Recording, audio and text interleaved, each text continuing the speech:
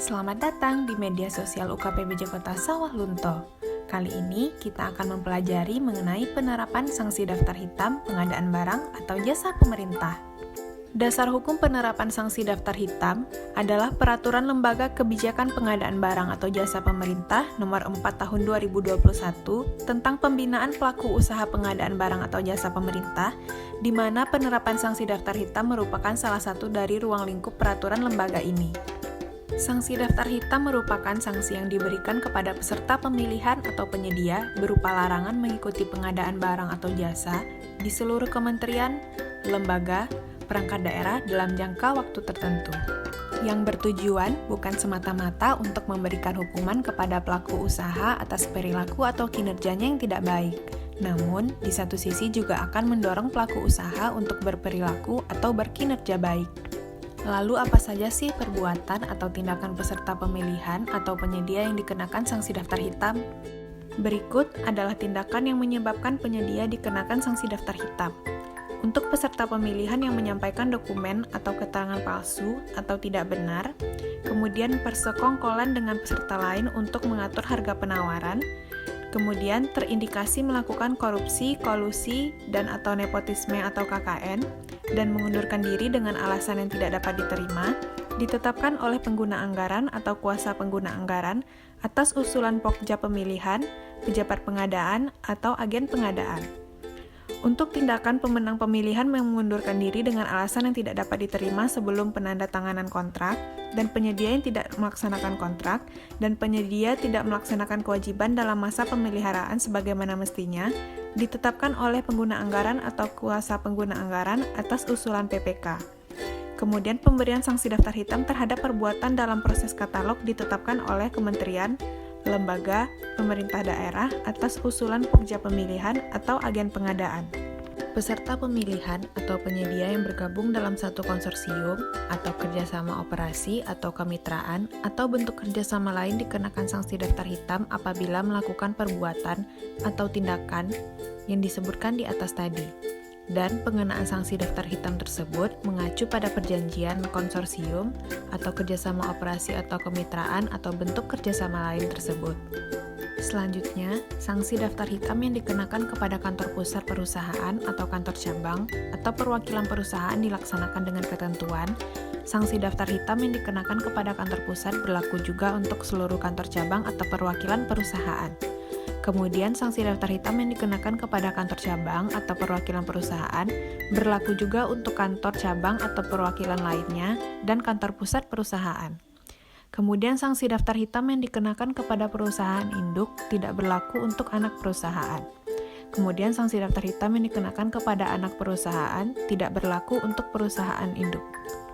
Untuk masa berlaku, peserta pemilihan yang menyampaikan dokumen atau keterangan palsu dan tidak benar, atau terindikasi melakukan persekongkolan dengan peserta lain untuk mengatur harga penawaran, atau terindikasi melakukan korupsi, kolusi, dan atau nepotisme atau KKN dalam pemilihan penyedia akan masuk ke dalam sanksi daftar hitam selama 2 tahun. Selanjutnya, masa berlaku bagi peserta pemilihan yang mengundurkan diri dengan alasan yang tidak dapat diterima atau mengundurkan diri dengan tidak menandatangani kontrak katalog akan masuk ke dalam daftar hitam selama 1 tahun. Dan masa berlaku bagi pemenang pemilihan yang mengundurkan diri dengan alasan yang tidak dapat diterima sebelum penandatanganan kontrak, atau penyedia yang tidak melaksanakan kontrak, atau penyedia tidak melaksanakan kewajiban dalam masa pemeliharaan sebagaimana mestinya, akan masuk ke dalam daftar hitam selama 1 tahun. Berikut adalah tata cara sekaligus alur penetapan sanksi daftar hitam. Tahap yang pertama adalah pengusulan. Dalam hal PPK atau Pokja pemilihan, atau pejabat pengadaan atau agen pengadaan mengetahui atau menemukan adanya perbuatan peserta pemilihan atau penyedia yang telah disebutkan tadi, melakukan pemeriksaan dengan cara penelitian dokumen dan klarifikasi dengan mengundang pihak terkait. Kemudian hasil pemeriksaan dituangkan dalam berita acara pemeriksaan yang ditandatangani oleh PPK, Pokja pemilihan, pejabat pengadaan, agen pengadaan, peserta pemilihan atau penyedia, dan atau pihak lain yang dianggap perlu sebagai saksi. Kemudian Pokja pemilihan menyampaikan usulan penetapan sanksi daftar hitam dalam proses katalog kepada kementerian, lembaga, atau pemerintah daerah paling lambat 3 hari setelah hari kerja setelah berita acara pemeriksaan ditandatangani. Tahap selanjutnya adalah pemberitahuan. PPK, Pokja Pemilihan, pejabat pengadaan, agen pengadaan menyampaikan tembusan atau salinan surat usulan penetapan sanksi daftar hitam kepada peserta pemilihan atau penyedia pada hari yang sama dengan waktu penyampaian usulan penetapan sanksi daftar hitam, yang dapat dilakukan antara lain melalui email, jasa pengiriman, atau diantar langsung. Namun apabila PA atau KPA merangkap sebagai PPK, PA dapat menyampaikan surat pemberitahuan usulan penetapan sanksi daftar hitam kepada peserta pemilihan atau penyedia paling lambat 3 hari kerja setelah berita acara pemeriksaan ditandatangani atau dokumen bukti lain diperoleh. Tahap ketiga adalah keberatan.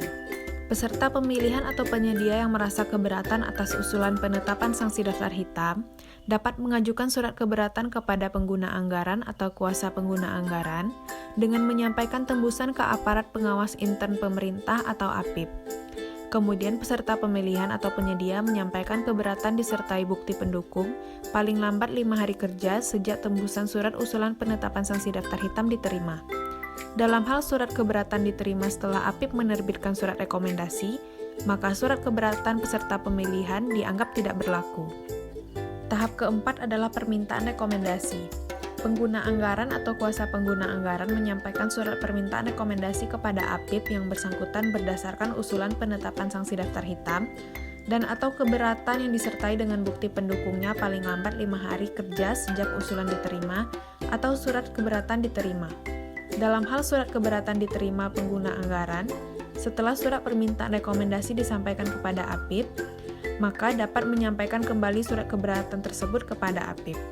Tahap selanjutnya adalah pemeriksaan usulan, di mana APIP dapat menindaklanjuti permintaan rekomendasi atau keberatan dengan cara melakukan pemeriksaan atau klarifikasi kepada pihak yang dirasa perlu, dengan menghasilkan surat rekomendasi kepada pengguna anggaran atau kementerian, lembaga, pemerintah daerah agar peserta pemilihan atau penyedia dikenakan sanksi daftar hitam atau peserta pemilihan tidak dikenakan sanksi daftar hitam.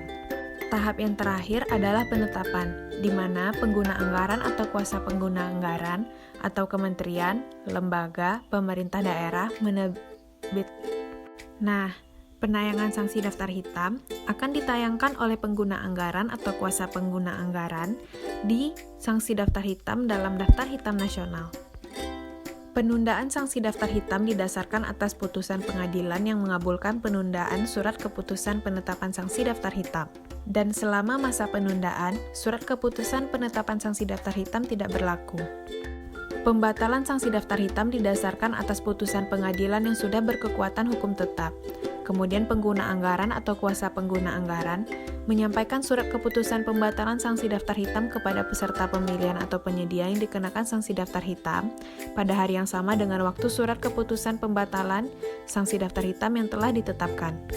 Terima kasih, sampai jumpa di video berikutnya ya.